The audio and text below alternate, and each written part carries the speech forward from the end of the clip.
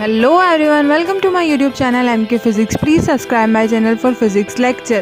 हम इलेक्ट्रोस्टैटिक में जो टॉपिक पढ़ने वाले हैं वो है electric dipole, derivation of an electric dipole at equatorial point.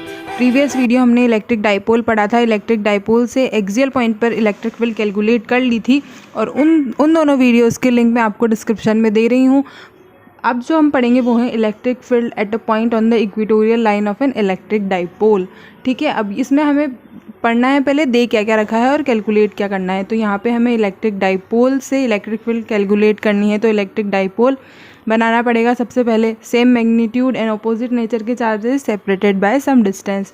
और ये जो लाइन है हमारी, ये कौन सी लाइन है? Equatorial line. अब इक्वेटोरियल लाइन पे कोई पॉइंट होगा तो उसको हम क्या कहेंगे? Equatorial point. तो हमारे पॉइंट पी है जो इक्वेटोरियल पॉइंट है उस अब हमें इस पी पॉइंट पर इलेक्ट्रिक फील्ड कैलकुलेट करनी है। तो इलेक्ट्रिक फील्ड किन किन चार्जेस की वजह से होगी? एक तो प्लस क्यू चार्ज की वजह से और एक माइनस क्यू चार्ज की वजह से।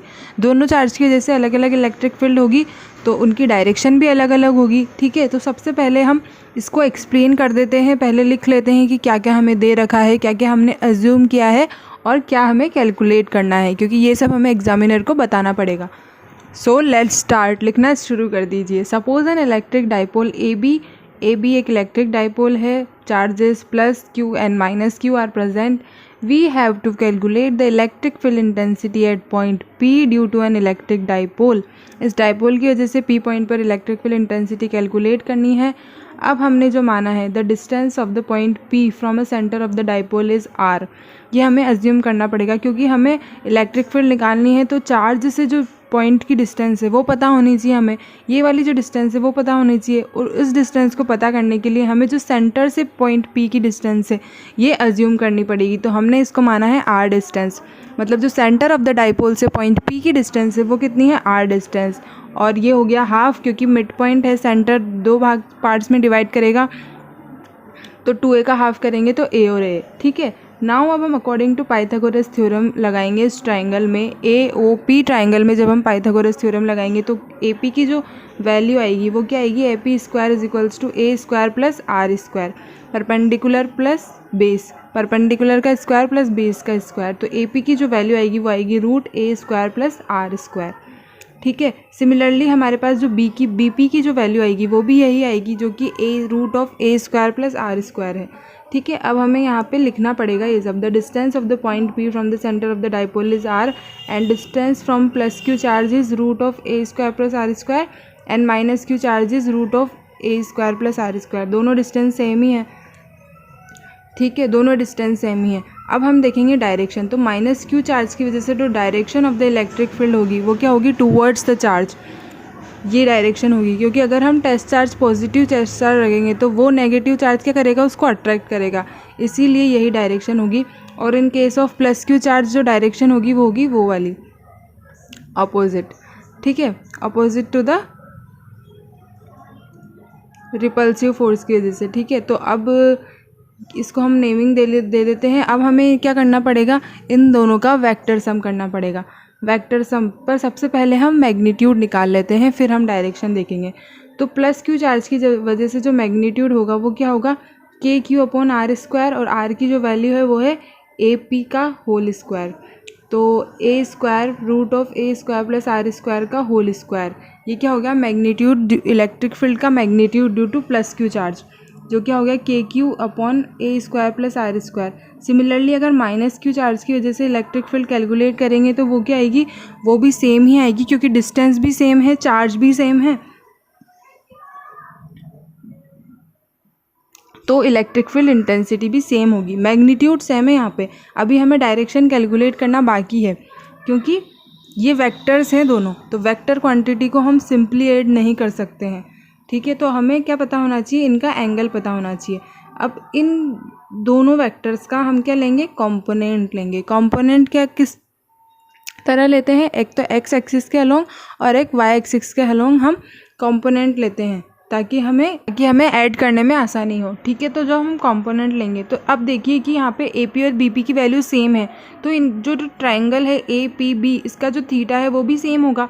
तो सिमिलरली जो थीटा होगा, थीटा तो दोनों कंपोनेंट के बीच में होगा, वो भी सेम होगा। ठीक है, तो जब हम ई माइनस क्यू को E1 मान लेते हैं और ई प्लस क्यू को E2 मान लेते हैं, तो E1 कॉस थीटा होगा इस वाले का कंपोनेंट, और इस वाले का भी अलोंग एक्स एक्सिस क्या होगा, इसी डायरेक्शन में आएगा, तो क्या होगा ये E2 कॉस थीटा। तो दोनों कंपोनेंट्स की जो एक्स एक्सिस के अलोंग है कंपोनेंट्स, उनकी डायरेक्शन क्या है, सेम ही है, सेम है, और क्या है, अपोजिट टू डाइपोल मूवमेंट। ठीक है, मतलब पॉजिटिव से नेगेटिव की साइड है ये वाली डायरेक्शन एक्स एक्सिस के अलोंग, और जो वाई एक्सिस के अलोंग कंपोनेंट है वो है E1 साइन थीटा और E2 साइन थीटा। ठीक है, अब E1 साइन थीटा और E2 साइन थीटा हमें कंपोनेंट्स मिल गए हैं। अब हमें क्या करना है, अब हमें सॉल्व करना है। E1 इक्वल्स टू E2 है, ठीक है, क्योंकि जो मैग्नीट्यूड है वो सेम है दोनों के लिए, ये हमने अभी कैलकुलेट किया है। तो E प्लस क्यू और E माइनस क्यू सेम है, तो E1 इक्वल्स टू E2 है। तो सिंपली हम यहाँ पे हमारे पास थीटा भी इक्वल है और इलेक्ट्रिक फील्ड भी इक्वल है, क्योंकि ये थीटा इक्वल है और अल्टरनेट इंटीरियर एंगल से ये थीटा भी इक्वल होंगे। ठीक है, तो थीटा इक्वल है और इलेक्ट्रिक फील्ड भी सेम है। तो अब हमें क्या करना है, सिंपली ऐड करना है, कंपोनेंट लेने हैं अलोंग एक्स एक्सिस और अलोंग वाई एक्सिस। तो अब हम इलेक्ट्रिक फील्ड कैलकुलेट करेंगे, तो क्या होगा, अलोंग वाई एक्सिस तो क्या होगी, E1 साइन थीटा, अब ऑपोजिट डायरेक्शन में है दोनों, तो क्या होगा, माइनस आएगा, minus E2 sine theta, E1 sine theta minus E2 sine theta, क्योंकि यहाँ पे डायरेक्शन अपोजिट है। अभी हमने देखा कि E1 और E2 सेम है और थीटा भी सेम है, तो E sine theta minus E sine theta तो क्या हो जाएगा, ज़ीरो।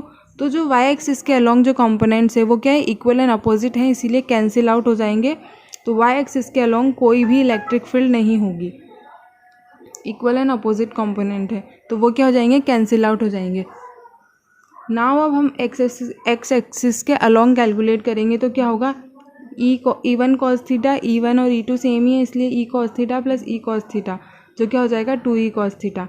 तो electric field at the equatorial point क्या हो जाएगी, 2E कॉस थीटा, और 2E की वैल्यू हमें पता ही है, यहाँ से हमने E की वैल्यू निकाली हुई थी, जो क्या थी, KQ upon A square plus R square. और अगर हम कॉस थीटा देखें तो कॉस थीटा की वैल्यू क्या आएगी, कॉस थीटा क्या होता है, बेस अपॉन हाइपोटेन्यूज। तो बेस है हमारे पास A और हाइपोटेन्यूज जो है वो है root of A square plus R square. इसकी वैल्यू क्या है, root of A square plus R square. Triangle बना के देखिएगा, आपको अच्छे से समझ में आ जाएगा जब आप खुद से करेंगे तो E इक्वेटोरियल पे जो होगा, E KQ upon A square plus R square, और कॉस थीटा की जो वैल्यू है वो है A upon root of A square plus R square का रूट। ठीक है, अब जब हम इसे फर्दर सॉल्व करेंगे तो हमारे पास क्या आएगा, 2KQ upon A square plus R square की पावर 3/t, क्योंकि 1/2 प्लस 1 होगा तो क्या होगा, 3/2। अब KQ2 को हम अंदर लेंगे तो क्या आ जाएगा, Q इंटू 2 है, और Q इंटू 2 है क्या होता है हमारे पास, डाइपोल मूवमेंट। Q इंटू 2 होता है डाइपोल मूवमेंट, जो कि हमने प्रीवियस वीडियो में पढ़ा था। तो KP upon root A square plus R square की पावर 3/2, तो हमारे डाइपोल मूवमेंट की टर्म में भी आ गया। अब वो वही कंडीशन जो हमने पहले भी यूज़ की थी कि R बहुत ज़्यादा बड़ा हो A से, मतलब जो पॉइंट है वो बहुत ज़्यादा दूर हो, तब क्या होगा, जब पॉइंट बहुत ज़्यादा दूर हो जाएगा ना, तब वो नेगेटिव और पॉजिटिव चार्ज क्या हुआ, कॉन्साइड होते हुए दिखेंगे। तो इसीलिए जो इलेक्ट्रिक फील्ड होगी इक्वेटोरियल पॉइंट पर, तब क्या होगा, KP upon R cube. Equatorial point पे जो इलेक्ट्रिक फील्ड होगी वो होगी KP अपॉन R क्यूब, और एक्सियल पर क्या थी, एक्सियल पर थी 2KP अपॉन R क्यूब। ठीक है, तो अब इससे हमें क्या पता चला, इससे हमें पता चला कि E इक्वेटोरियल मतलब E एक्सियल जो है, E axial is equals to 2 times of E equatorial, मतलब इलेक्ट्रिक फील्ड जो एक्सियल पॉइंट पे होगी वो क्या होगी, 2 टाइम्स होगी इक्वेटोरियल पॉइंट के। इक्वेटोरियल पर जितनी होगी उससे डबल जो होगी एक्सियल पॉइंट पर होगी। ठीक है, अब हम इस डेरिवेशन से जो कंक्लूजन मिले हैं हमें, वो क्या क्या है, हमें जो फर्स्ट कंक्लूजन मिला है वो यही मिला है कि electric field at the axial point is twice as that of on the equatorial point. वही हमें पता है कि एक्सियल पॉइंट पे जो है इलेक्ट्रिक फील्ड ज़्यादा होगी as compare to equatorial point, due to a dipole. ये डाइपोल का केस है, ये ज़रूर याद रखिएगा। नाउ जो सेकंड मिला है वो है the direction of the electric field at the axial point is in the direction of the dipole movement. मतलब क्या बोला इसने कि इक्वेटोरियल पे जब हम एक्सियल पॉइंट पे जब हम इलेक्ट्रिक फील्ड कैलकुलेट कर रहे थे तो इलेक्ट्रिक फील्ड की डायरेक्शन क्या थी, जो डाइपोल मोमेंट की डायरेक्शन थी। डाइपोल मोमेंट की डायरेक्शन क्या होती है, नेगेटिव से पॉजिटिव। तो इलेक्ट्रिक फील्ड की डायरेक्शन यही थी एक्सियल के केस में। बट अब अगर हम देखें इक्वेटोरियल के केस में, तो इक्वेटोरियल के केस में कौन सी डायरेक्शन आ रही है, माइनस एक्स एक्सिस आ रही है, क्योंकि डायरेक्शन अभी हमने निकाला तो क्या आ रही है, direction opposite to the dipole movement. मतलब एक्सियल और इक्वेटोरियल के केस में डायरेक्शन अब अलग अलग आ रही है।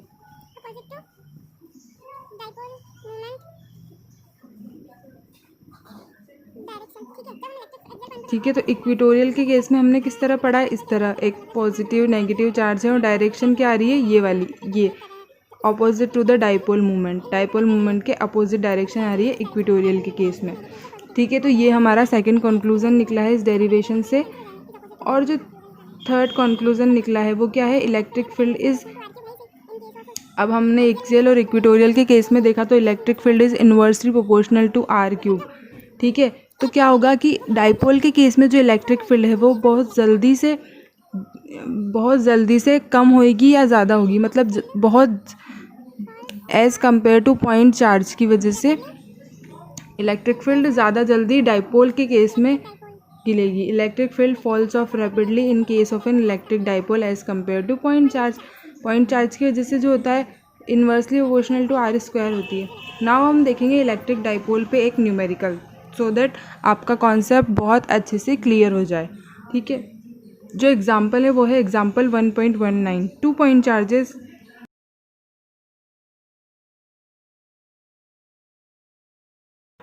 plus 5 microcoulomb and minus 5 microcoulomb are 1 centimeter apart. Calculate the electric field at a distance of 0.34 meter from their center at a point on the axis on the equatorial line. ठीक है, अब axis और equatorial line दोनों पे electric field निकालनी है।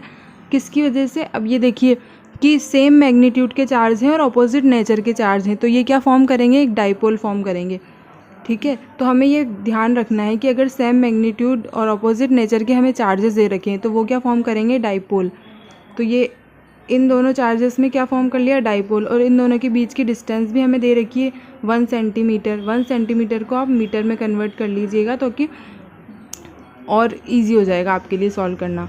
तो अब हमें निकालनी है इलेक्ट्रिक फील्ड दोनों पॉइंट पे, एक्सियल और इक्वेटोरियल पॉइंट पे। अब यहाँ पे हमें जो जो चीज़ें दे रखी है वो पहले देख लीजिए। मैग्नीट्यूड ऑफ चार्ज दे रखा है 5 माइक्रोकूलम, 5 × 10⁻⁻⁶ कूलम। ठीक है, और क्या दे रखा है, और हमें दे रखा है 2a जो डिस्टेंस होती है दोनों के बीच की डिस्टेंस दे रखी है 1 सेंटीमीटर, जो कि 10⁻⁻2 मीटर।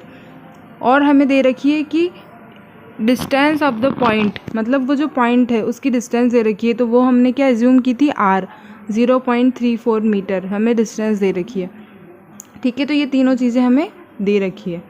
अब ये देखिए कि जब ये 0.01 है तो ये इसका हाफ करेंगे a, 2a का ये 2 है पूरा, 0.01 कितना है, 2a।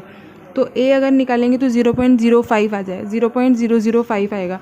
तो ये बहुत ही छोटा है एज़ कम्पेयर टू r, जो कि कंडीशन हमने देखी थी कि when r is very very greater than a। तो यहाँ पे जो r की वैल्यू है वो a से बड़ी है। ठीक है, इसीलिए हम कौन सा फार्मूला लगा सकते हैं, डायरेक्ट वो फार्मूला लगा सकते हैं Kp/r³ और 2Kp/r³। ठीक है, क्योंकि यहाँ पे r बहुत ज़्यादा बड़ा है, पर अगर r ज़्यादा बड़ा ना हो तो हमें वो जो फॉर्मूले हमने डिराइव किए थे वही यूज़ करने पड़ेंगे। ठीक है, तो यहाँ पर ई एक्सियल पर अगर हम निकालें तो ई एक्सियल पर जो इलेक्ट्रिक फील्ड निकाली थी वो क्या थी, 2Kp/r³। तो हमें उसके लिए P डाइपोल मोमेंट की वैल्यू निकालनी पड़ेगी। तो डाइपोल मोमेंट का फॉर्मूला क्या है, Q × 2a। तो डाइपोल मोमेंट का जो फॉर्मूला है वो है Q × 2a। तो P vector is equals to Q × 2a। Charge की वैल्यू हमें पता है 5 माइक्रोकूलम और 2a जो डिस्टेंस है वो कितनी है, 1 सेंटीमीटर, तो 10⁻⁻2। तो जो हम कैलकुलेट करेंगे तो क्या आएगा, 5 × 10⁻⁸ कूलम मीटर। तो P की वैल्यू रख दीजिए, R की वैल्यू हमें पता ही है 0.34 का होल क्यूब।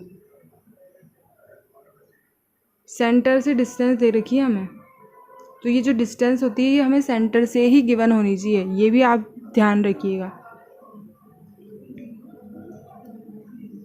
पॉइंट की डिस्टेंस सेंटर से गिवन होगी, तभी हम डायरेक्ट आर की वैल्यू रख सकते हैं। ठीक है, अब इक्वेटोरियल पॉइंट पे जो इलेक्ट्रिक फील्ड थी वो कितनी आई थी हमारे पास, kp/r³। तो इसमें भी वैल्यू पुट कर लीजिए। अब इन दोनों को आप सॉल्व करेंगे तो आपके पास आंसर आ जाएगा। तो जो हमारे पास न्यूमेरिकल वैल्यू आएगी उसकी यूनिट क्या होगी, उसकी यूनिट होगी न्यूटन कूलम इनवर्स, क्योंकि इलेक्ट्रिक फील्ड की जो यूनिट होती है वो क्या होती है, न्यूटन कूलम इनवर्स। ठीक है, तो यूनिट लिखना भी बहुत ज़्यादा इंपॉर्टेंट है। Now please like, share and subscribe my channel for more videos.